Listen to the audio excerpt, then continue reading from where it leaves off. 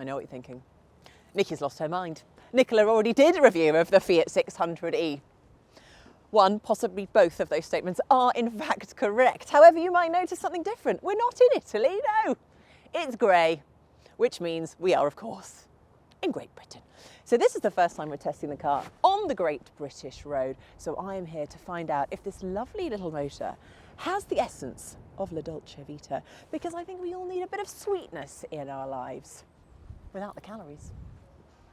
But before we find out if the Fiat 600e does have all the ingredients for a sweet life, remember, subscribe to the channel. Thanks very much. Now here at Electrifying, we've always been huge fans of the Fiat 500e. Its cute personality isn't just skin deep. It's a very competent little electric car.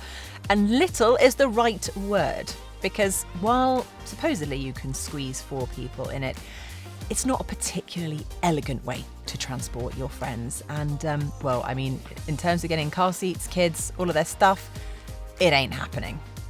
So the 600e, with its 5 doors and a more spacious interior, could be the perfect answer for those who want the charm of a 500e, but the space that comes with a small crossover. Now, Fiat simply hasn't just taken the 500e and stretched it a bit. They've actually gone down the far easier route of actually pinching the big bits that you can't see, including the battery and the electric motor from the Jeep Avenger. Now that kind of sounds like cheating, doesn't it? But the Avenger is actually a great little electric car. So the 600e has actually all the right ingredients to be a really good car.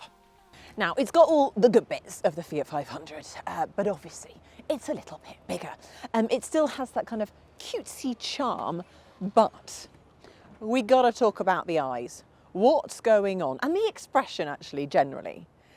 Is it a slightly kind of seductive smirk, or is it resting bitch face? Depends on your mood, I think, the way you look at it. I'm gonna go resting bitch face in this case. Says a lot about me, doesn't it? The other thing, the eyelids, slightly closed. I think, again, it's supposed to be that kind of, you know, Zoolander, what is that pose called? The Zoolander blue steel look.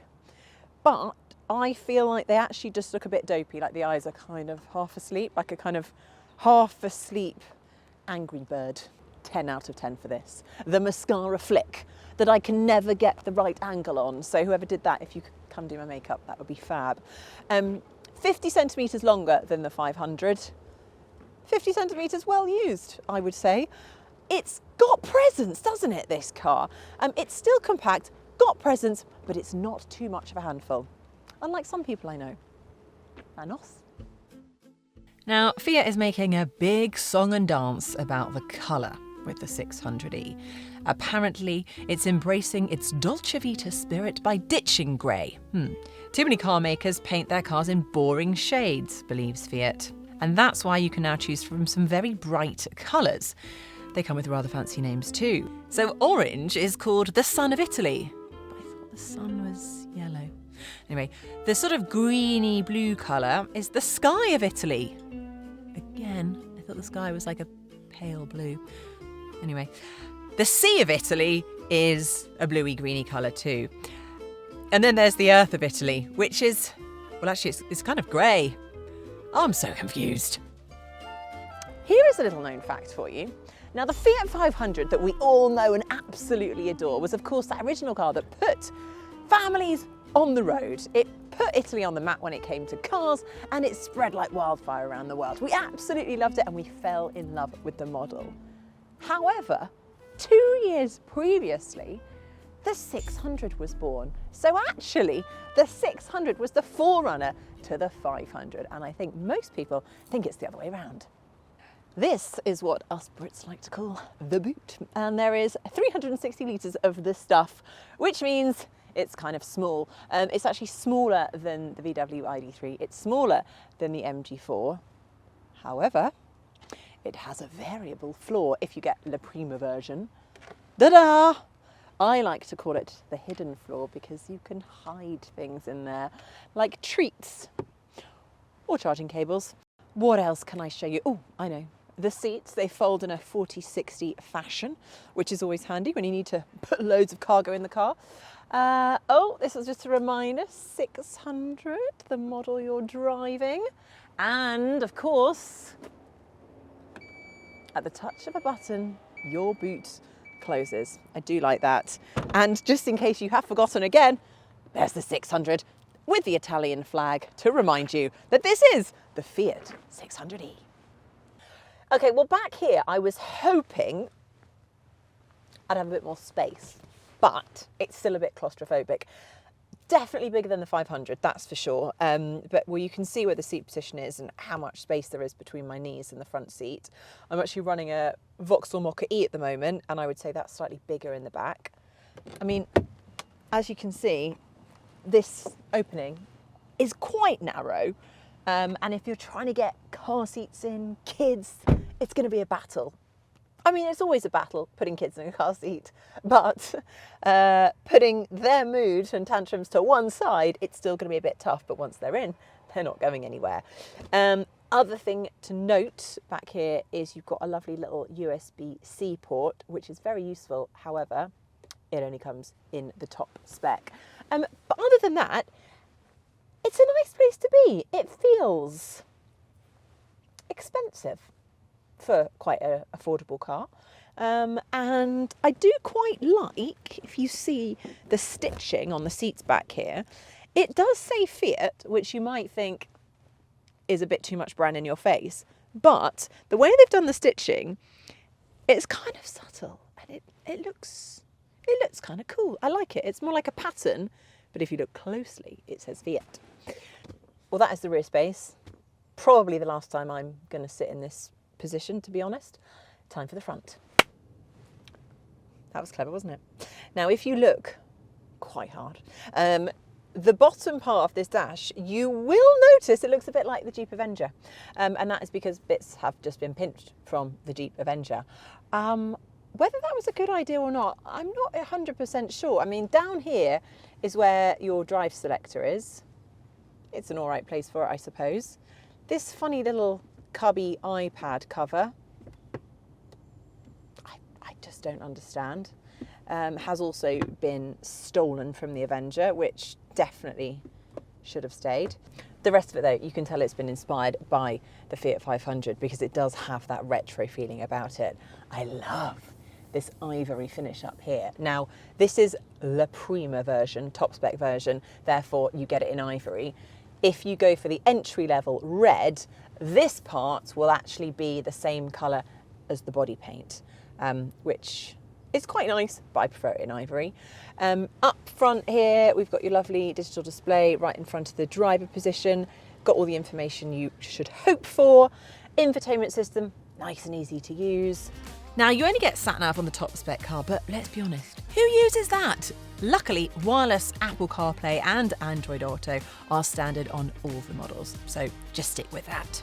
Physical buttons, which I used to really like, but my view is now changing. Very useful, I think, to have all of the stuff that you need straight away with no distractions of having to go into various menus at your fingertips. However, what I do quite like is if it's just at the bottom of the screen at all times. That would be my preference. But anyway, this is what you've got, physical buttons. And yeah, all in all, I think it does feel quite elegant, a bit retro, a little bit plasticky at times. But for the price point, it's kind of what you'd expect. There's just one motor battery option with the 600e, and no surprises here, it's the same as you'll find on a whole host of Stellantis electric cars. So that means a 54 kilowatt hour battery, or 51 kilowatt hour usable, and a 154 brake horsepower motor, which drives the front wheel.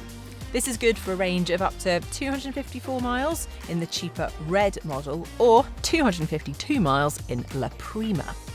We first tested the 600e last summer in a sizzling Italy on a mixture of roads, and we actually averaged around 220 miles.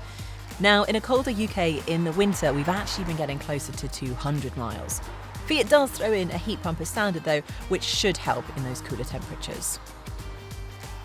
Right, this is the important bit. How does it drive? And well, I can tell you straight away, it's quite different from the 500. I think this is where we really see the differences, because the 500 is kind of like nippy and agile, a bit like a little terrier darting around all the time, whereas this, it feels, it's a bit more refined, it's a bit more grown up, which I suppose is what you would expect from more of a family car. It's a bit more black lab-like.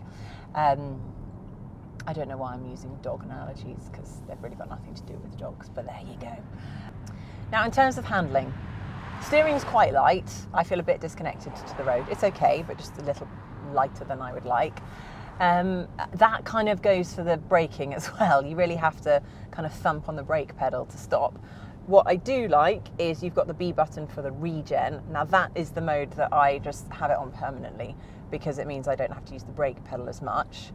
However, we will test this. I'll use it a little bit, but it doesn't actually come to a complete standstill, no. So it just sort of slows you down. Now, this has 154 brake horsepower, woohoo! And it has enough, not loads, and you do feel like it struggles a little bit if you're trying to overtake on the motorway. But yeah, it's going to be absolutely fine for kind of driving around town and going at a very moderate speed on the motorway. I've got to say though, the ride is pretty good. You can hear the suspension thump into the potholes. Luckily, not so many around here compared to in Italy. But it doesn't actually translate into an uncomfortable ride. It is relatively smooth. Now, in the press conference before they gave me the keys to this, Fiat said that apparently, according to them, 66% of British people thought that living an Italian lifestyle would make them happier. Does it make me happier? Ooh, what have we got here? An Italian sweet. Oh, it's chocolate with nuts in. Now I'm happier. I can confirm, living the Italian lifestyle does make me happier. Now, the dolce vita lifestyle is all very well, but ultimately, how much is it going to cost us? And there is nothing sweeter in life than a bargain. Now, when we first drove this in Italy, we were hoping for a price point around the 30,000 mark. And now we know the figures are in. Bear with me, it's a little bit disappointing to start with, but wait for it. So the entry level, the red model, is coming in at £32,995. La Prima is £4,000 more, £36,995. But Fiat have said that for at least the rest of 2024, they are committed to this, that anyone that buys a Fiat 600e will get £3,000 off the list price. They basically said they're pretty angry at the government for originally offering all of us incentives to buy electric cars, and then the government politely took it away. So Fiat have said, don't worry guys, if the government can't do it, we know they're going to let us down at some point, as they always do. We will do it for you. So they are offering £3,000 off the list price, which means the entry level is under 30 grand. Just by £5. But still, it's under 30k. Right, okay, let's conclude this drive of the Fiat 600e. Now, if you did fall in love with the Fiat 500 and love that cutesy character, but it was just limiting you on the size and the practicality, well then this could be for you, because it is a bit bigger, it is a bit more practical, and it drives a little bit better. Is this La Dolce Vita wrapped up in a car? Well, honestly, I think you're going to have quite a good imagination and some good Italian food on hand. Well, hopefully we've sprinkled a bit of Dolce Vita over you and your happiness level has skyrocketed to 10 out of 10. If it has, would you do us a favour? Subscribe to the channel. Cheers!